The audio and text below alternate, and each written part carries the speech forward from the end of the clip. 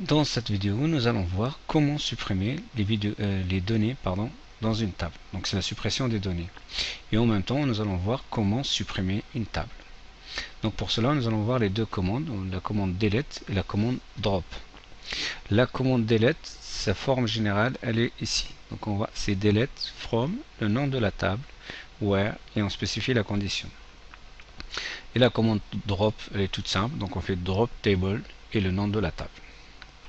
Voyons comment ça s'utilise.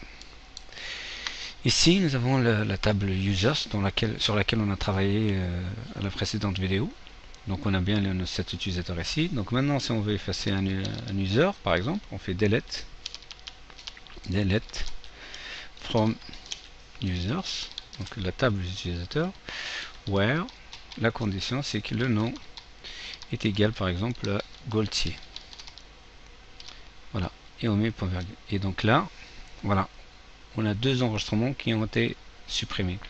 Donc c'est delete from, donc on lui demande d'effacer dans la table users l'utilisateur où il y a le nom est égal à Gaultier. Donc là en l'occurrence on en a le 6 et le 7, donc on a les deux là.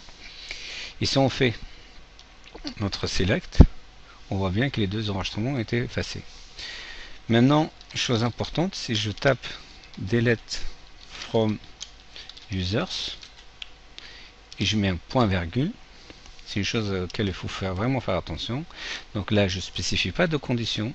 Donc là, ça veut dire qu'elle va effacer l'ensemble des données de la table. Donc elle va me vider la table. Donc vous voyez, il y a 5 enregistrements d'effacés.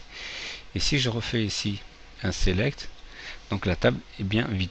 Je dis la table, elle est vide.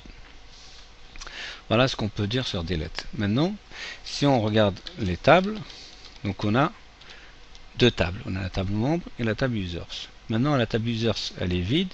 Si j'en ai pas besoin, j'aimerais la supprimer. Donc, je ferai drop table users, point virgule, et je l'efface.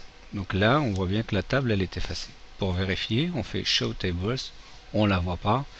Et même si on fait un select de la table qui n'existe pas, vous voyez bien qu'il dit que la table, elle n'existe pas. Voilà comment on peut effacer une table et comment on peut effacer les données surtout d'une table. Et la commande delete, surtout, il faut faire attention à delete from, delete from users, la somme spécifique de condition, parce que le risque c'est de vider la table entièrement.